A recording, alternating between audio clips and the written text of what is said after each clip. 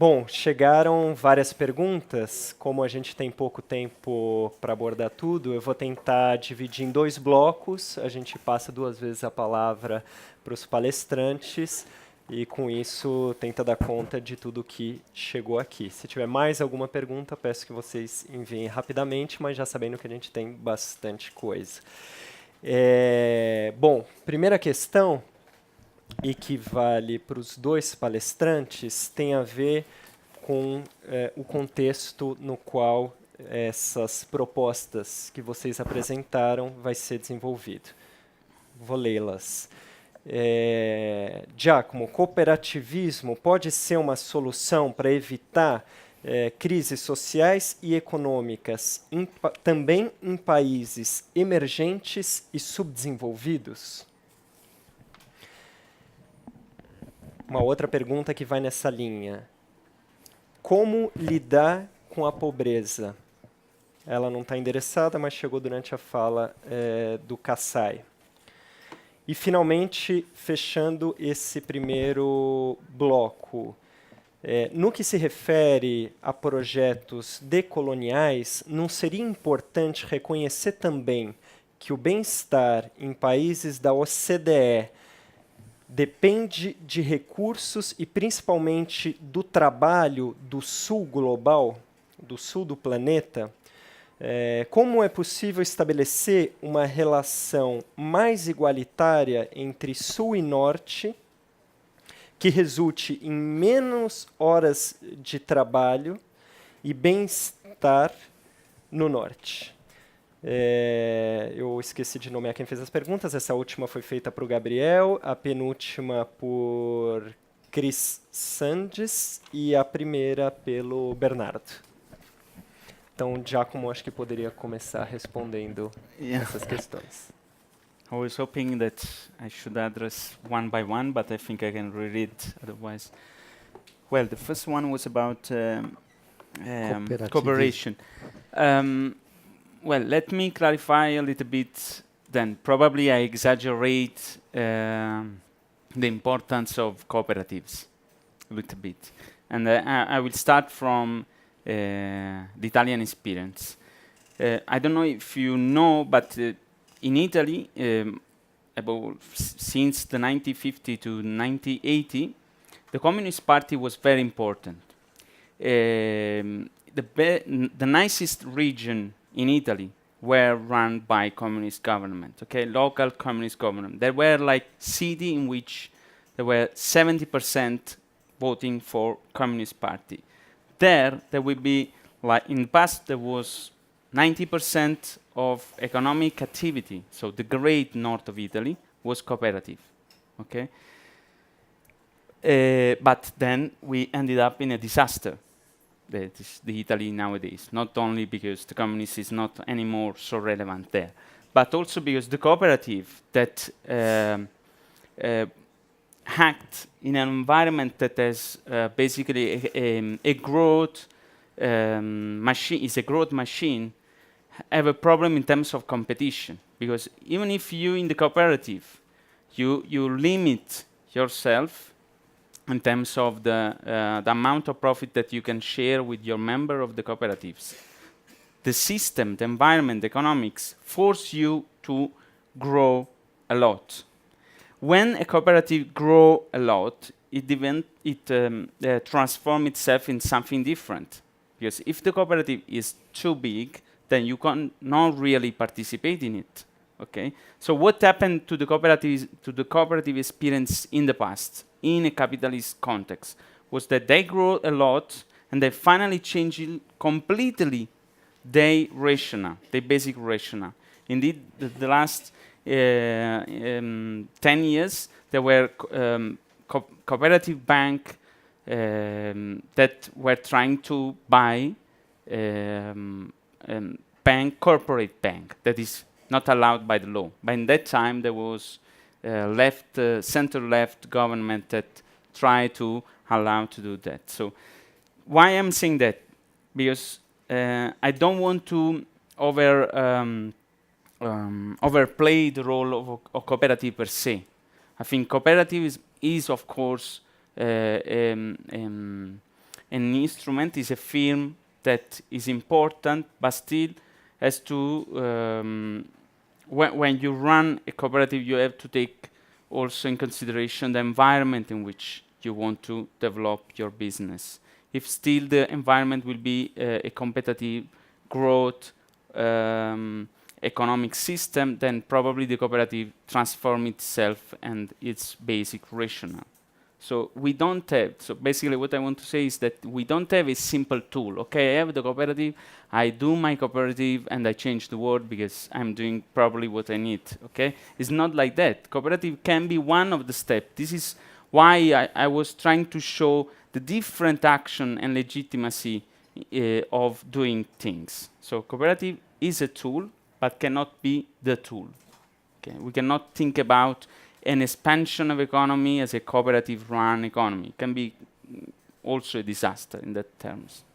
So this is my first answer. The second one was about Pobreza. the poverty. lidar Well, com this is poverty. very complex issue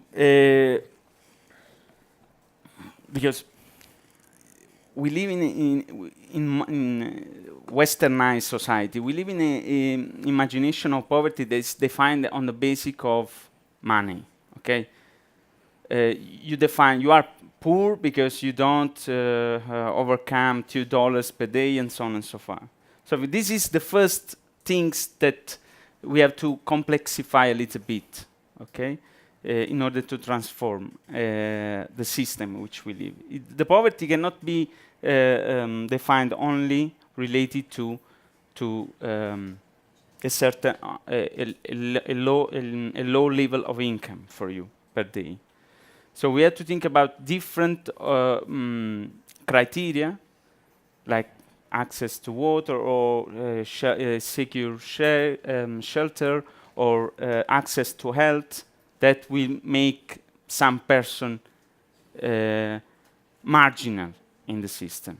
And then the poverty also is something that is related again, is a relative concept. I am poor because there is someone that is rich. So when we think about differently about what is a rich life, let's say, will be different also the way in which we look at the poor. So now I don't want to avoid to answer the question. I want just to have a brief parenthesis to complexify the issue. First of all, I think I am completely against the idea that I have to help the poor, because this is an idea. This is related to the idea of colonialism. It's an idea that colonizes the people.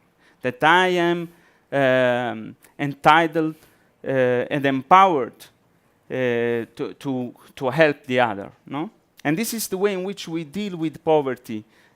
And now I'm thinking about, Eurocentrism, colonial way of thinking the relation with other countries, no? And I think this is completely wrong.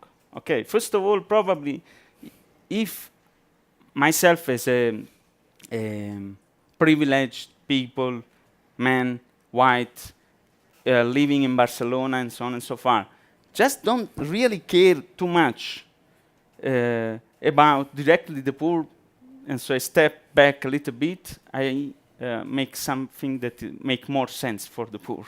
So if I don't care really, so what I want to say, for example, the relation between North and South, if we just, as a Western company, films, society, step back a little bit from the poor countries, probably we make a lot for them. Because much of the disaster and poverty that we produce is the fact that the urbanization of Barcelona is linked with deforestation of Amazonia. And if I step back from Amazonia with my style of life, I will do very much a lot for Amazonian people, okay? And this is the way in which I think that the new relation between, let's say, the global North and global South should be thought about. It's like step aside from this relation and make them, give them the new space and the new possibility to think about their future in their way. without intervening too much, without my lifestyle and demand of commodities and so on and so forth. So I think this was the third. No? Sim, It's related, I think, the relation between poor and global north and global south. Perfeito. Professor Kassai. O primeiro é cooperativismo. Cooperativismo, questão de como lidar com a pobreza dentro com essas propostas e principalmente a questão do contexto, se isso se aplicaria tanto em contextos de países subdesenvolvidos, em desenvolvimento e países do norte. Tá. Então, primeiro, cooperativismo, eu não sei se a legislação na Europa é parecida com a brasileira, né? Eu já trabalhei um pouco, uma época com cooperativismo, então eu não acredito que o modelo teórico é perfeito, é fantástico, né? Mas o jeito que acontece, eu não acredito no modelo brasileiro. Ele acaba estimulando o quê? Ineficiência, sonegação de impostos, né? Concentração de poder. Né? Então, são os mesmos problemas de uma empresa. O modelo é fantástico, mas, por exemplo, você fecha um relatório contábil de uma cooperativa, não com os mesmos rigores de uma outra empresa. Então, não se avalia. Então, se você tiver muitos custos, muitas despesas, acaba não conseguindo avaliar. Agora, você pega uma empresa hoje de capital aberto, elas estão preocupadas com as receitas, com os custos, com a estratégia, etc. Não que só isso seja importante, mas eles acabam tendo uma ineficiência menor. O cooperativismo, a gente trabalhou bastante com o pessoal da área agrícola, eles não querem nem saber da área financeira, acham um bicho de 7 cabeças. E como não visa lucro, visa sobras, acabam desperdiçando. Então, eu acho que eles são vítimas do próprio modelo. Na minha opinião, teria que ter um cooperativismo. O benefício fiscal de impostos seria o grande atrativo, além de revender, eliminar os intermediários, né? Mas todos deveriam avaliar qual foi o resultado da nossa cooperativa esse ano. Então, eles acabam não fazendo isso. Então, acaba sendo muito paternalista, né? Então, eu acho que talvez seja por isso que no Brasil não evoluiu tanto. A pobreza tem a resposta na ponta da língua, é a educação. E talvez não seja dar comida, não sei o que e tal, mas tem que dar todas as crianças deveriam ter as mesmas oportunidades. A gente esteve no Uruguai aí a semana passada. Se você quer fazer medicina, economia, é só querer, se inscreve e faz. O primeiro ano pode ter 1000 alunos na classe. O professor fala com o microfone. Agora, o segundo ano só vai quem foi aprovado. Né? Então, o que tem que avaliar, na verdade, é a educação que vai resolver. Né? Senão fica que nem na África. Você viu os africanos lá, os nossos amigos? Pare de mandar dinheiro para a África, é isso que vai atrapalhar. Ela nunca vai sair disso. Nós vamos ser coitadinha com um governo cada vez mais corrupto. Né? Então, eu acho que o Brasil resolveu bastante a pobreza. O Bolsa Família, a gente pode falar do Lula, mas aquele cartãozinho que ele adotou ajudou. Antigamente, mandava comida para o Nordeste. Né? Aí, como a pessoa recebe o cartão, ele vai comprar, então estimulou o mercado. Então, já começou a gerar uma certa riqueza. Então, no Brasil, hoje, o nível de extrema pobreza, que passa fome, já caiu bastante. Né? E, para mim, a pobreza é sinônimo de educação. Né? E qual que era a outra? Relação sul e norte do planeta. Isso aí parece aquela conspiração, né? E é claro que tem que avaliar. Então, por exemplo, os Estados Unidos, o crescimento dele foi com base na depreciação da África, da Inglaterra, da Índia, os Estados Unidos, do restante do mundo. Né? Então, o que tem que avaliar é aquilo que eu comentei na palestra, países que focam o valor agregado, o PIB, em bens que agregam muito valor. Né? O Japão, por exemplo, deixou de produzir alumínio na década de 60. Eu falei, quem que vai produzir? Produz lá no Brasil, na América Latina, vai gastar água de lá. Então, o que teria que mudar um pouco é isso. Tá? Agora, isso aí está mais transparente. Né? Então, o que tem que se resolver daqui para frente, então, não é só mudanças climáticas globais, não é só crescimento econômico, mas tem que avaliar a distribuição de renda, questão de gênero, todos os problemas agora têm uma grande oportunidade de serem resolvidos, né? Mas não ficando discutindo de forma isolada. Eu acho que tem que avaliar um plano grande, né? E para os Estados Unidos mudar a dependência energética, aí, ele vai ter que reavaliar a forma de relacionar com a América Latina, com a África, com a Índia. Então, isso vai ter que ser revisto. A gente comenta lá com os nossos alunos, fala, olha, vocês têm que fazer relações internacionais, que não basta resolver os problemas aqui, lá na engenharia, na química, física, né? Tem que ter pessoas de bom nível para poder discutir isso em nível internacional, de políticas internacionais também. Né? E vai chegar nisso daí. Por isso que talvez eu acredito que os próximos 20 anos serão os mais difíceis. Né? Mas é uma grande oportunidade de resolver isso de forma completa. Eu não acredito que a gente vai voltar num passado de viver na roça e não sei o que e tal, e também não é aquele excesso de tecnologia. Eu acho que vai ser um cruzamento. Né? É claro que a gente vai ter uma dependência, nós temos que nos harmonizar muito mais com a natureza, a agricultura tem que ser olhada de outra forma, a criação de animais, os rios, as árvores, né? Avaliar o aspecto sagrado e, ao mesmo tempo, aproveitar todo acumulado de conhecimento, de tecnologias que existem. Então, se perguntar para mim, eu estou pensando numa carroça mais rápida, mas eu tenho certeza que, por exemplo, nós temos 1,8 bilhões de habitantes que são geração Y, que a gente falou tanto e já estão trabalhando.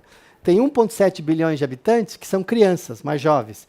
Ou seja, metade da população brasileira mudou. Né? E eles não vão ter o mesmo nível de aceitação que nós tivemos no século passado, com aquele desenvolvimento econômico abrupto. Né? Então, a empresa, o país, o que se prosperar, com certeza vai ter que avaliar também todos os problemas em conjunto.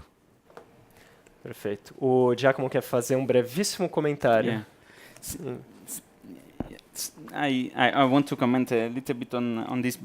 I did an exercise of understanding Portuguese. Indeed, I was not hearing fine. So probably I misunderstand something, but that I disagree with. First of all, I think here there is two different positions about cooperatives. Okay, my explanation is the cooperative is not is not an inner problem. It's not inefficient. It's not able to run good business and so on. I don't think so. And historically, the cooperative in Europe, I don't know about Brazil, but in Europe and USA is not like that. In most of the case, the cooperative were well-run firms, efficient and so on and so forth. The problem was that they were too efficient for me. No, they gained in the competition. They became different things. So for me, the point is that the problem of cooperative is the context, is the environment, is the external pressure of running in a competitive market. I don't think that is a matter of running. In most of the case, as I was trying to say, is that the best run firm were cooperative in Italy. Okay, I can name many of the most important economic activity that was run as a cooperative. The second aspect that I don't want to be very polemic because it's not contest and I can be, but I don't want now.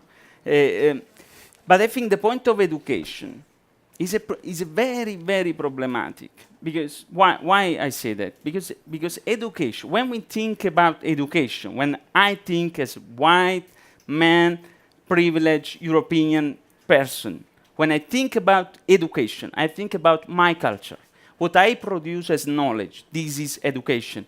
What the other povo produce are not relevant. So if we want to fight against poor and poverty, educating people and other culture to my culture, I think this is completely wrong. Because the most important problem nowadays that we experience in the world are because of my culture. It's not because of indigenous people. It's not because of African culture, okay? This should be clear. I cannot teach them how to be in a better life or in a better world. I cannot teach. I can learn from them many things. This is why I start with these slides about the colonial project. Okay, education is a colonial project of Europe. All what we think about, and also we normally quote, are always, European people or Americans sometimes. Also in America Latina, I came in America Latina, many academic scholars only quote, European. Why? And above all, they all quote men. They all quote white men. This is very interesting in terms of education and poverty. I think if we think about education in different way, then probably education can be important. But if we think about education in very colonial way, it's a problem. It's not a solution. Como eu disse. Bom, a gente, infelizmente, esgotou o tempo dessa mesa. As perguntas que não puderam ser lidas serão encaminhadas para os palestrantes que já deixaram seus contatos, estão à disposição para continuar o diálogo com vocês. E eu só queria encerrar dizendo o seguinte: há propostas, seja por uma via mais ligada à reforma, seja por uma via mais ligada à revolução, existem caminhos pela frente, mas a gente concorda que os desafios serão imensos. Obrigado.